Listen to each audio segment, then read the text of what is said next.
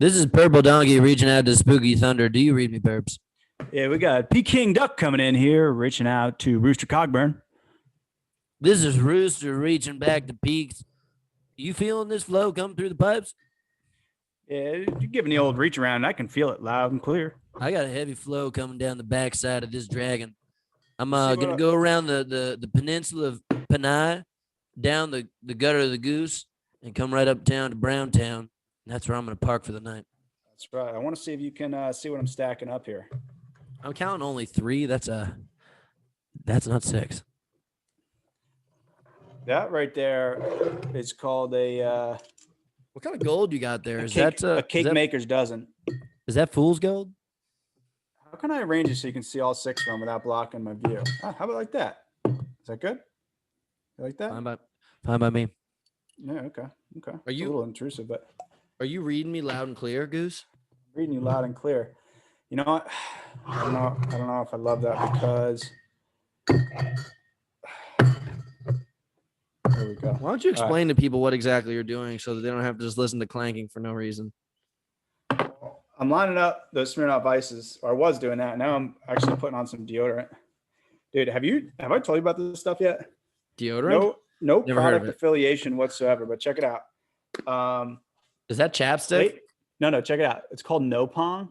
It's like an Australian company. Slater turned me on to it. And it is all natural. It's like lemongrass and coconut oil. Slater Trout? Yeah. And dude, believe it or not, I know, but this stuff is like, it smells incredible and literally keeps my BO off for like 2 days at a time with one little application. It's amazing. Check it out. All right. How's my audio? You like that? It's crisp. Okay, well, I'm going to sit here with a smile on my face, and it's episode 3, people. I have to introduce this as usual. Here are the rules of this party. 1, you're at our party, so you're going to play by our rules, and that means you're going to have to like, follow, and subscribe if you want to stick to this party, all right? We're doing this out of the kindness of our hearts. I mean, it's 12 o'clock in the afternoon, my time, 3 o'clock in the afternoon, Kempson's time. These are hot hours of the day that we're giving up. And truth be told, we'd be doing this conversation and having this kind of fun without you guys anyways. Now we're just recording it and putting it out there for your own good. And let's just grease the grooves right away here. Kempson has lost a bet. If you guys didn't show up to the last episode, Kempson lost a bet because he bet on his brother. And I understand it. It's like it's deep in his blood. He doesn't know any better. And then I bet on VJ Jones because I've been doing my research, and VJ cleaned clock. So we bet on who would win the Jacksonville Spartan race last weekend. I bet on my brother. Yes, obviously, I love him because he's my blood. But I really thought legitimately that he had the best shot of winning. I thought he was the favorite horse going into this. And Ryan and VJ came into the tire flip, which was maybe half a mile out from the end of the race, side by side. VJ, everybody struggled on it. VJ got it. I think he was one of the top 10 guys who got that, or at least got it relatively quickly, and won the race. Ryan lost, which means I lose, which means that's like bragging about winning the first round out of 2 out of 3 rocks, paper, scissors, shoot. Everybody knows song ain't over until the fat lady sings. Long story short, I got 6 Smirnoff Ices here lined up because we play high stakes here at Morningwood. We don't go 1 Smirnoff Ice bets. We don't go 2. Dude, you're about 2 Smirnoff Ices from the grave, or at least early onset diabetes. I'm putting the timer on. You have only 40 minutes from this point to finish all 6. That's fair. Well, I think we should probably bring up the fact that in Lake Tahoe every year we have what we call a case race championship. I was drugged one year. I was drugged. We know that someone put a cyanide capsule in one of my beers. Okay. All right. Me and my brother, Kempson brothers, two out of 3. The one year that you won, you brought in this ringer who didn't even race. What was his name? John from Human is one of the most talented human beings on the planet. Probably could have won Spartan Race World Championships that year. Untrained, 0 training, never worked out a day in his life kind of thing. And he showed up on my team and we dominated that year. And then the next year I was poisoned. Let's talk about the female entrants in this event. Last year we had Heather Catarino and what's Harley, I think is this guy's name. The two of them teamed up, and she put down 80% of their beers faster than any of us, and then just hit a wall. And needless to say, she had to step outside for a minute. I also threw up over all of the beers that night in front of everybody. And then the funniest part about it is I never cleaned up the beers. They were covered in vomit. Like, 'cause we had them stacked all in the center of the table.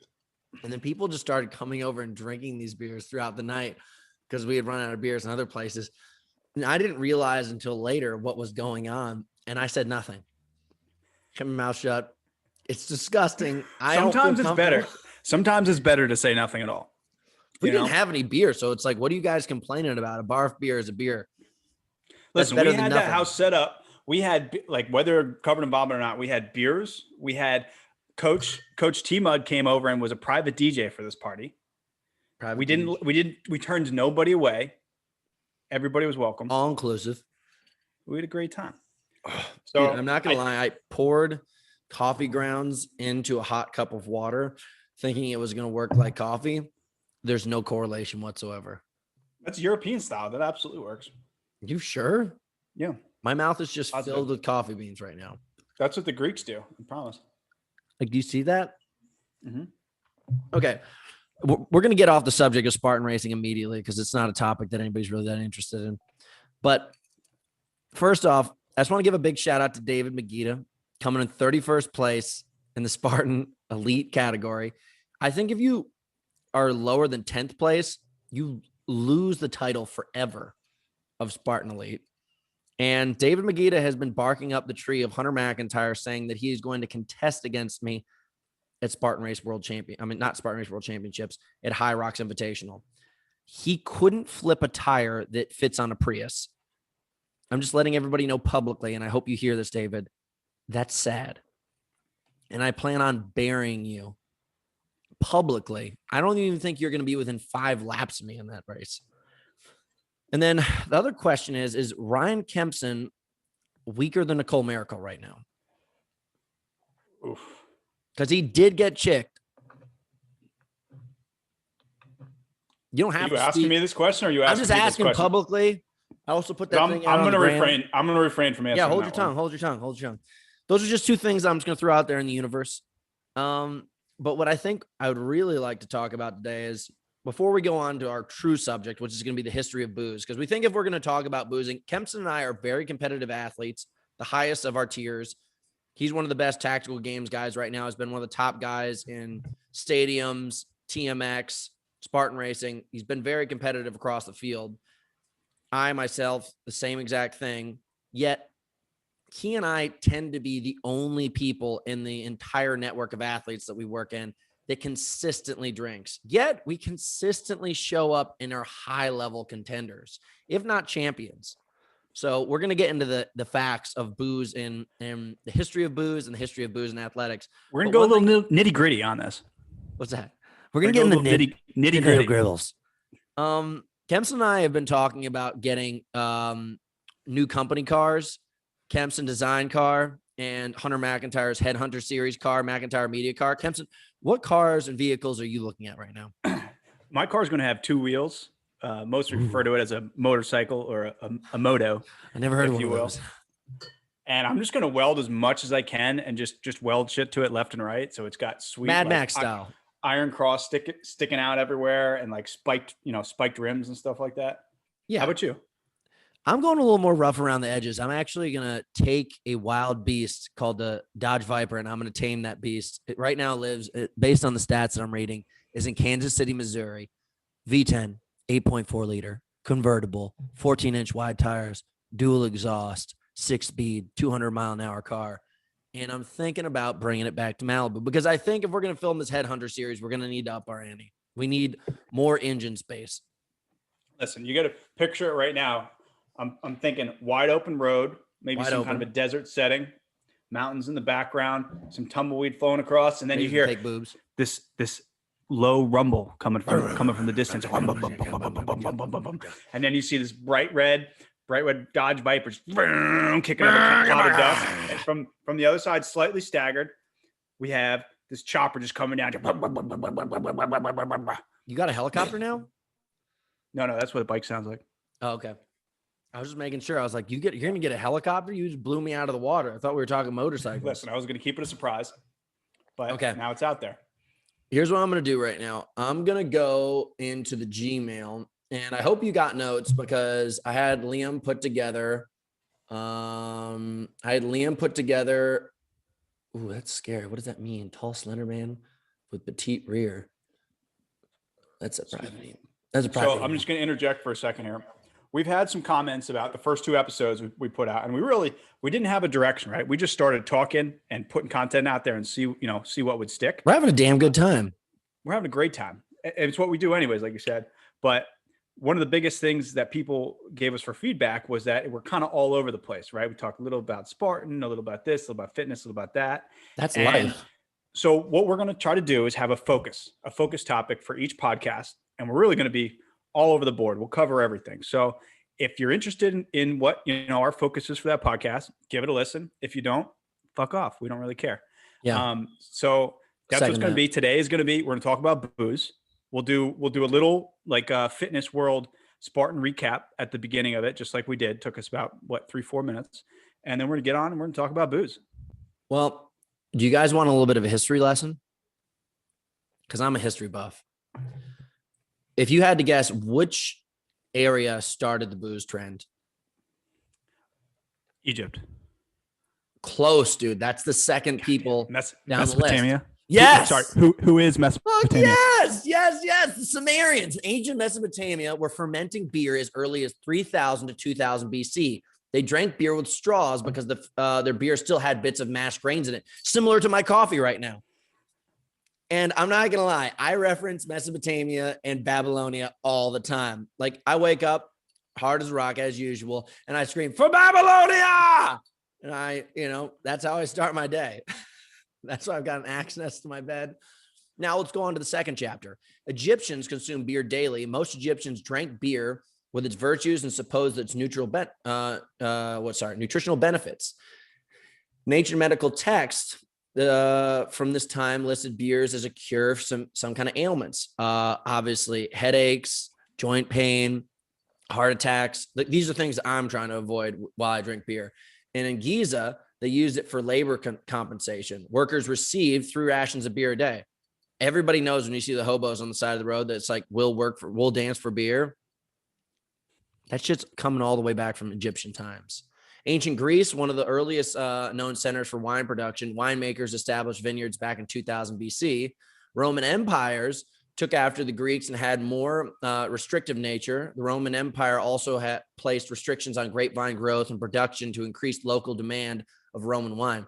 So that's when we started to first understand that controlling the booze, which our government does now, like the time that they put restrictions on our Four Loko, which I still have not recovered from. I'm telling you right now, I basically almost removed myself. I almost took myself off the docket as an American at that point in time because I thought that was the most un-American thing to date. There's certain humans that should not be able to ever consume Four Loko. You should have to have, just like owning a firearm you need a license for and you need a background check.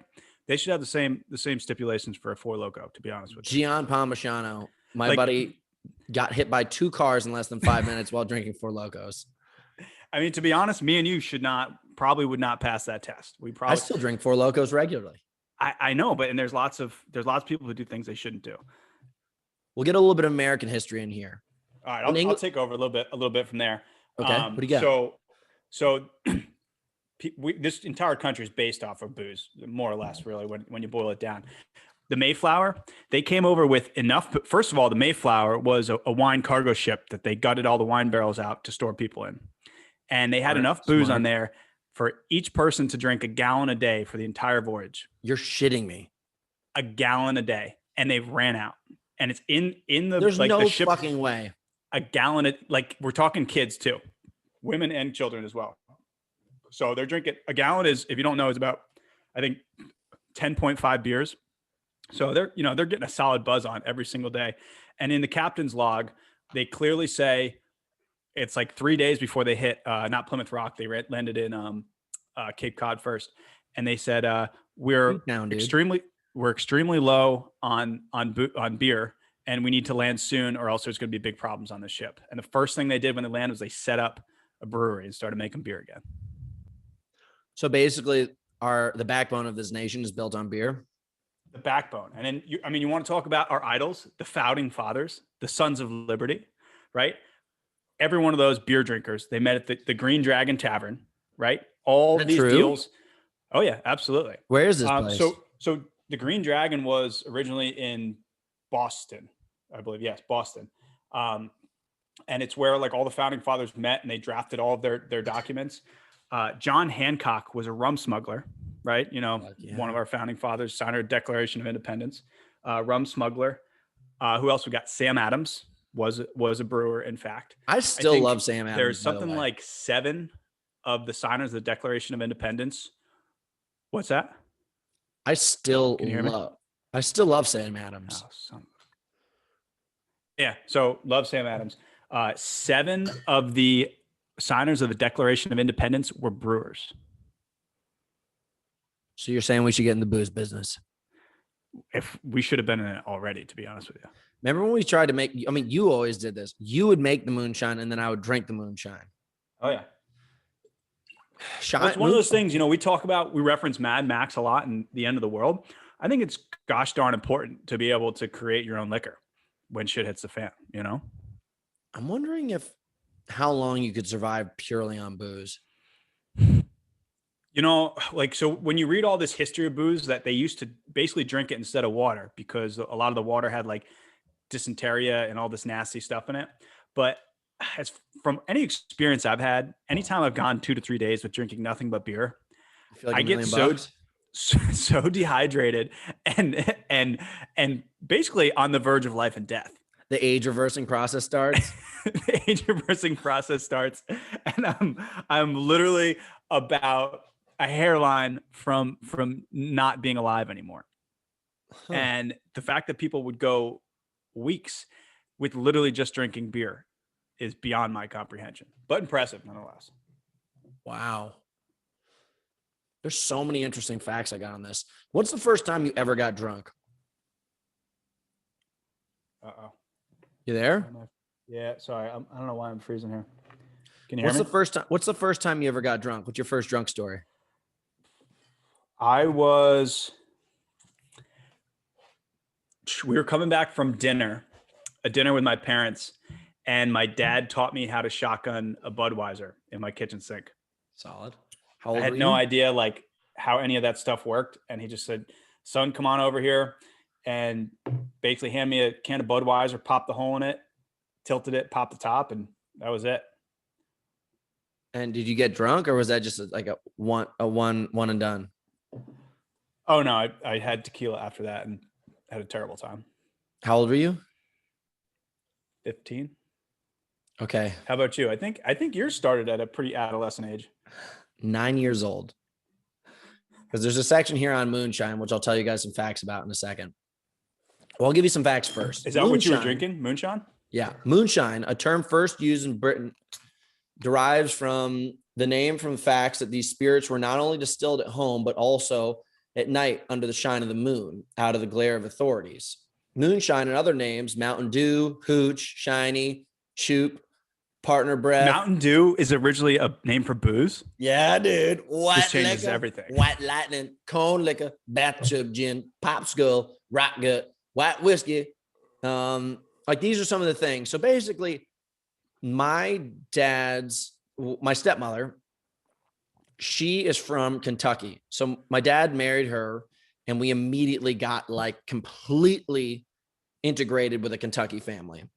So I was about 9 years old. We used to have a house down in Florida, and everyone would meet up there like once a year during the holidays. And one time when I was 9 years old, all the men get called into the kitchen. Now there's 4 of the brothers, and my dad, my 3 brothers are all standing in a circle, and they whip out this jar, and they're like, and everyone's taking sips, and they're like, like, oh man, that's tough. Like, you know what I mean? Like when you pulled off a bottle and like it just burned. I didn't know what they were doing and like why they were acting like that, but I was excited. Goes all the way around the circle. My oldest brother, Ashley, that means he was 19 at the time. Then it goes to my brother, Baxter. He was like 14, 15 at the time. Then goes to my brother, Garrett, who's 12. Now there's me. Garrett even gets a try. And then it gets past, it's my turn to get past. And they're like, nope, no, you're too young for this. And I was like, oh, what the hell, guys? I was like, everybody but Hunter. It's like, that's kind of lame. So I just waited until everybody left and I kind of let the party keep on going on. I went back into the freezer, got this mason jar and just pulled hard on it, like the guzzle. And it hit me obviously with that burn that everybody experienced, but I didn't know any better. So I felt the burn, but I embraced the burn and I just kept on going with it. I don't know how much. Would you say that you've felt the burn? I felt the burn.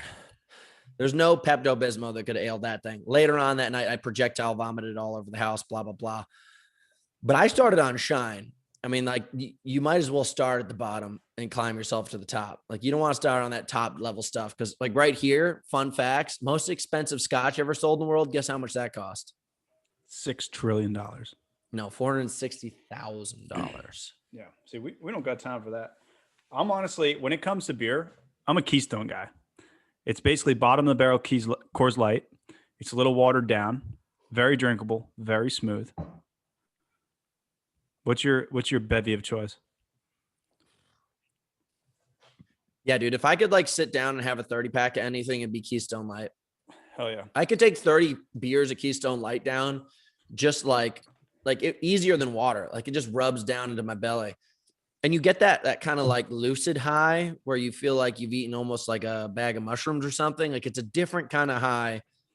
It doesn't subdue you at all. It kind of brings your spirits up. And especially when the sun's out. Yeah. It's just like, like with like weed, there's different types of weed. You've got like your sativa and indica and some are social 100%. And some are it's like not clean strain. Exactly. So you've got like your craft beers, right? And I'm not a big craft beer guy. That's more like in the indica category, right? So that's like more your sedative. Yeah. Where your Keystone Light is more like a sativa, right? Where it's a social beer. You totally it gets you, get your upbringing, juices flowing. Jolly, jovial, jamboree, communal, sexual. It's tough. Actually, always got me rowdy. Always made my knuckles a little bit filled with blood. I was like, someone's gonna get it. Someone go get it.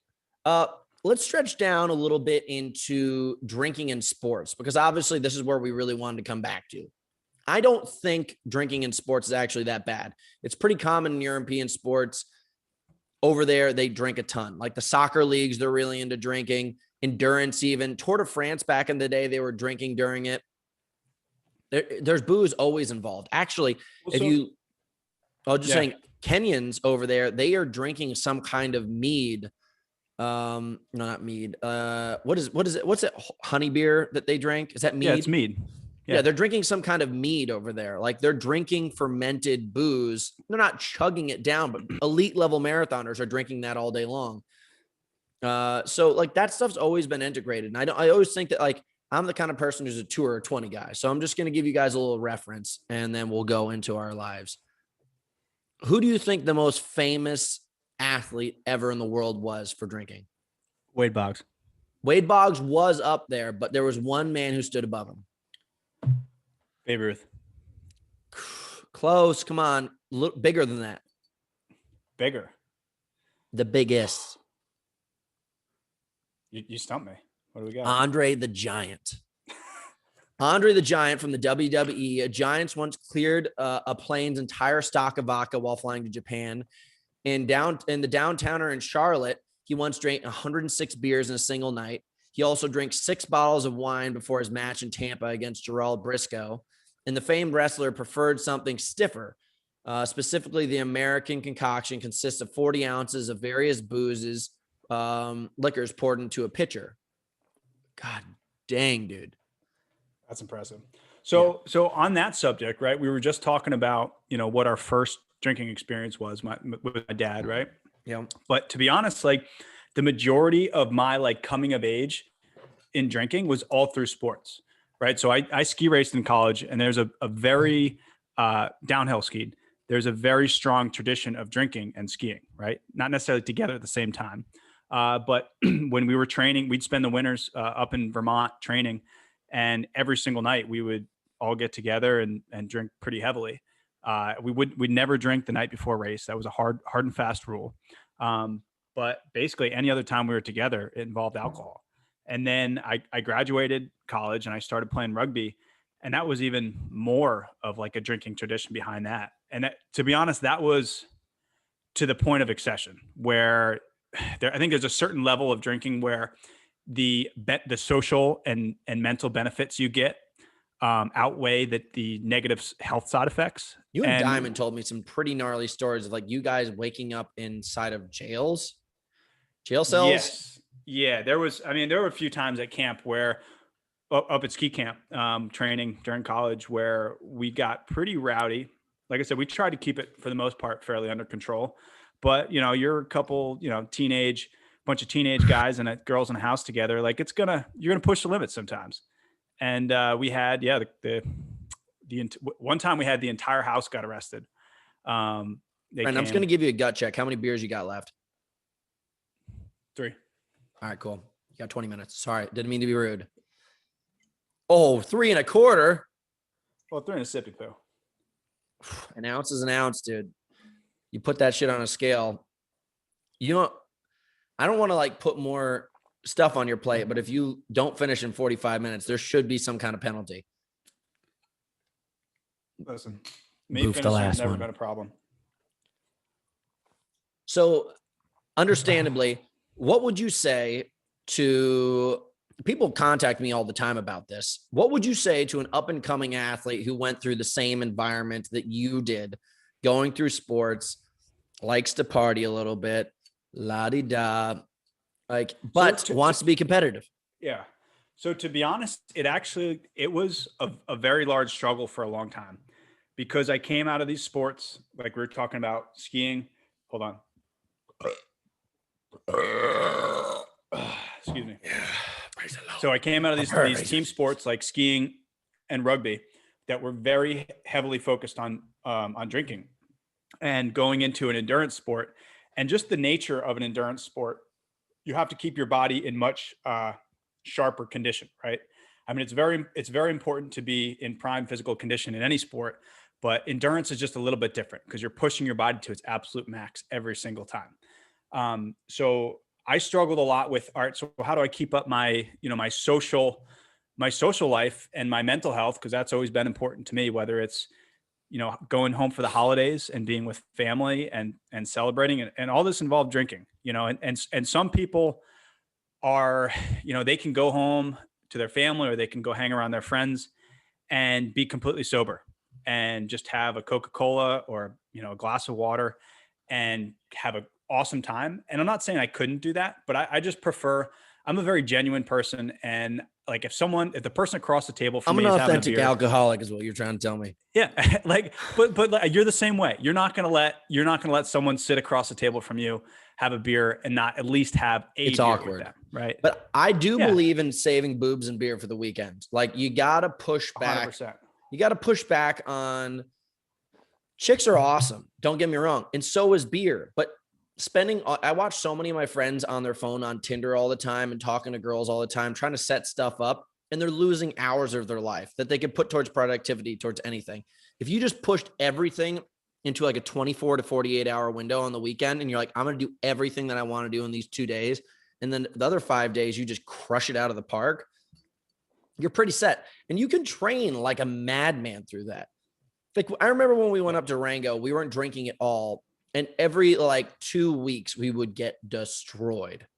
I remember the 6 beers and you throwing up all over the porch of the Tav. Well, let's elaborate on that a little bit, because it was we were doing rock, paper, scissors, shoes, right? And you lost 6 in a row. Well, we kept going. It was like double or nothing. I lost. It was legit 6 games in a row, and it came down to I had 5 minutes to drink 6 Budweisers. You were gas pedaling it, just everything. I drank the 6 Budweisers in 5 minutes, and I immediately had to go outside and expel. And you threw up all over the front porch, and then for some reason you took a bucket of water and then just sprayed it, and it went more into the bar. Because I'm a gentleman, and I'm gonna clean up my mess. I get it. But we kept it to the weekends, and we were always tremendously fit. I really think that there's a reason why society has been built around booze. It brings people together. It completely heightens people's emotional health and brings connection together, because otherwise it's so easy, especially as an athlete, to become a real hermit. Like you go from whatever it is, like work or school, and then go straight into the gym and then go straight to bed. And you don't do almost anything else. I'll give an example here. Like if I'm in the middle of a big training cycle, right? And I have some kind of event to get ready for. Maybe I have some friends are coming over for some drinks, or a girl's coming over, whatever. I will clean my entire house. I will make sure all my shit's done for the day. I'm super productive, right? I get everything ready and I'll go and have a great time. I have beers, maybe a couple cocktails, whatever. I'm a little hungover the next day, but then I almost have this extra spark underneath me where like, as soon as that hangover's gone, I'm like back to it. Right. And I'm grinding even harder when I'm back to full capacity. Right. So it makes, even though let's say there's a week where I'm going out and I'm partying for a night. So that takes a day and a half out of my training schedule. The other 5.5 days, I am like even more motivated and just cranking that much harder, you know? So I think when you step back and look at it, I'm actually coming out in the positive on times when I do drink. You basically just had to explain yourself into why you drink so much. That's like it's like me being your mom sitting here and you're like, Mom, you got to understand. Like I like put all my laundry away and then I'm really productive. And I make sure I get everything. And then I have beer. That's exactly what I just said.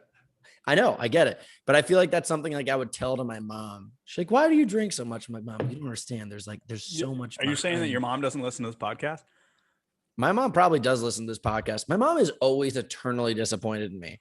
She's just like, always just like, Hunter. I'm like, what the flip, Mom? Like, my mom couldn't give two hoots about anything else I do. And for some reason, I've done so many things in the public eye. And for some reason, she's incredibly interested in this podcast. Really? And I told her, I'm like, she's like, how do I watch it? I'm like, just Google Morningwood Radio. And thank God she has no idea what Morningwood is, I think. Because she's just like, oh, Morningwood, like one word, M-O-R, like, however you spell Morningwood. Morningwood. What could that be? Like, oh, trees in the morning and sunlight and birdies going. He loves nature. He loves nature. So here's a guy who had like a true strategy when it came to just drawing the line in the sand of where he was going to drink too much, too little, and being in an incredibly good athletic shape. John Daly, the man who played golf drunk. John Daly would routinely play rounds of golf drunk. He once passed out drunk in a Hooters in 2003. Another fact about him is he showed up to college in Arkansas too heavy for the golf team, so he went on a purely Jack Daniels and popcorn diet. Now that is a man. Remember the time I went vegan? So let me ask you this question. What BMI do you think qualifies as too heavy for the golf team? I mean, that's such a fucking asinine thing to even put out there. Like golfers could be any size. John Daly is a beast, and that dude's probably like 60% body fat. Golf. Sure, you do need to have power and hand-eye coordination, but at the same time, you can be powerful and fat and have hand-eye coordination and fat. I mean, if we're talking about professional athletes, Klokov, right? The famous Russian Olympic lifter. Yeah. He has an interview where he says it's very important to him every Saturday to go out and drink vodka and go to the disco and go dancing, right? We're talking about an Olympic athlete on that level. And it's not, he's not drinking every night, but it's something that's important to him and he makes it work. My old javelin coach, Tom Petranoff, old world record holder, used to be able to throw baseballs from home plate out of stadiums. No way. No. Swear to God, dude. Nope. No. Dude, he could throw a javelin 327 feet. That's even harder than a baseball. Yeah, it is. That's impressive. He was a fucking beast, dude. He is a keg of human being. What he would do, though, when he would go to javelin competitions, he would travel around and he'd just have a briefcase, and inside of it, there was just one bottle of booze. It was like the most disgusting booze you could imagine. Nothing you'd find on a shelf. It's like something that's like, they don't even have a label for it. It's so nasty. He would take a shot of it, swish it around his mouth, swallow it, and then chuck the thing a mile. Booze for some way has been connected in all of athletic endeavors. I mean, if you think about it, the celebration of athletics is surrounded in booze. What's the The first thing you do when you promotion of win the World athletics- Series? What's that? What's the first thing you do when you win the World Series? You throw beer all over each other. Exactly. What's the first thing you do when the team gets the Stanley Cup? Throw beer all over each other. And they fill it up. They fill it with beer and they drink out of the Stanley Cup. Oh, I didn't. What's know the first thing Tom Brady did when he won the Super Bowl? He got fucking hammered. He got fucking hammered. Yeah. Even a guy like Tom Brady, who probably hasn't had a beer or like a drop of dairy in the last 20 years, got annihilated. And good for him, honestly. He deserves it. So Absolutely. I think truthfully, we've come down to the conclusion that booze is not bad. I think if you have a problem with drinking, you should probably not take our advice. If you're on the fence about it and you're like, I don't know, here's the thing. If you're a world-class athlete, the difference between you and first place is not necessarily going to be a couple beers, but it may be the mindset of a couple beers that will change your life. I know people that I compete against that are so freaking brittle that if I dropped a leaf on their mental warfare, it would fucking crush it. They're just weak. They're weak. They're some of the fittest people on earth, but they're so weak. I think you need to understand from listening to this that having a drink does not mean you're going to lose control. It actually might give you the most control you've ever had in your entire life because it gives you confidence that even with a couple of drinks or even like 30 drinks in one night, that you're still not going to lose. It builds confidence. It builds camaraderie. It builds just an attitude. So I mean, that's social why skills, I still booze. networking. What's that? And to be honest, if you've ever survived a 30 beer hangover the next day, you can survive anything. Do you remember after New Year's on 2019, how messed up we were? When you and Mac were throwing up in the bathroom, taking I was turns throwing up the colors entire that I morning. didn't know existed in the rainbow. Me and Diamond got taken home by a police officer that night. Not arrested. He just was an extremely kind public servant and realized that we needed to ride home and took us home. That was one of the coldest I think I've ever been. Oh, definitely. Oh, dude. I miss those days. We had a really good thing going. And 40-ounce beers during quarantine, I drank more 40 ounces than I did probably than I was when I was 18. I will vouch for that. It was good shit. All right, so we're getting up on the button up of this episode. Anything else you want to bring up and share with the audience? Oh shit, I think dude! we covered. You What's still that? have one beer left. Yeah, how are we doing on time? You got 3 minutes. It's harsh. I'll just line these up here. Make sure everybody knows. Any other kind of bets that you want to stack up against me anytime soon, just so you can maybe stick it back to me? Aren't you competing next week? I'm good for right now. I'm gonna chill for a minute on the betting scene. Are you competing next week?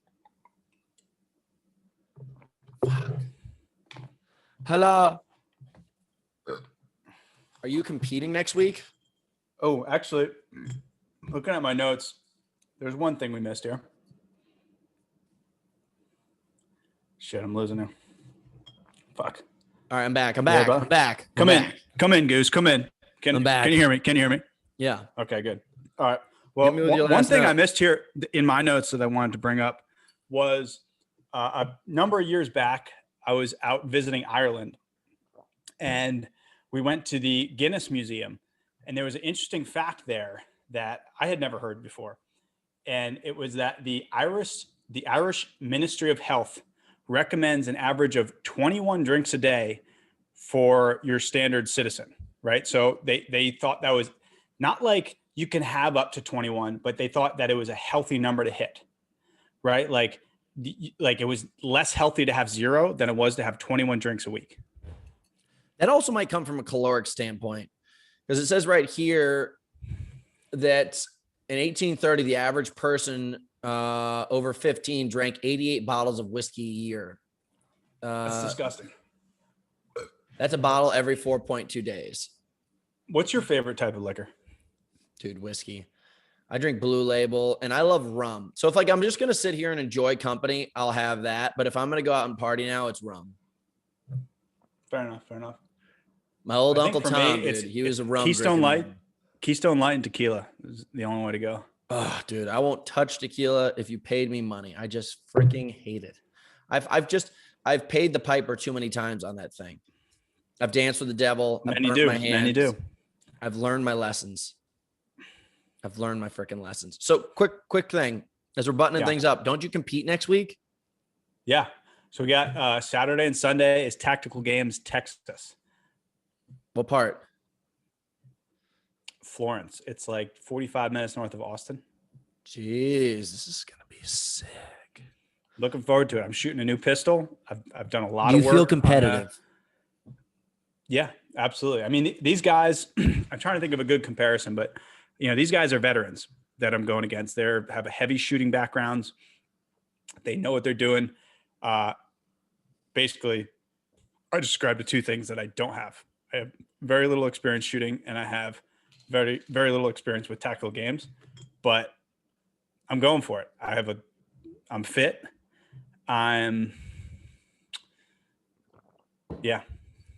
We're going for it. Yeah. I feel good for you, dude.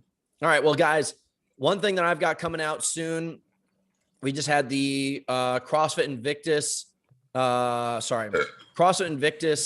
camp where I went down there, did their combine against their whole teams that are prepping for the games. That was a really cool experience. What else I got coming up?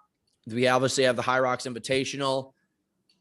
We're building our Headhunter series. I probably will fly out to Kansas and go buy a Dodge Viper in the next couple of days because that's going to be our Headhunter series mobile. There's not a lot of room for bullshit in that car. It's just gas and big engines. So understand we're going to get buck wild this season. Next thing I would say, if you are interested, guys, in some of the training that gets associated with any of these things, go check out House Training. That's been helping fuel everything that I've been doing right now. I'm very appreciative to the group that's been supportive of me, and we've built up our business to 400 athletes now, which is freaking awesome. It's an international business, which I'm pumped about. And as Kempson gets this last sip, this is basically the over and out. How'd those 6 beers taste? I mean, Smirnoffs. Terrible. You don't seem buzzed. Much rather they be Keystone. Impressive. It's a Monday. You got to keep it together. I'm flabbergasted. I don't even think there's booze in those things. All right, guys, this is Morning Road Radio, over and out.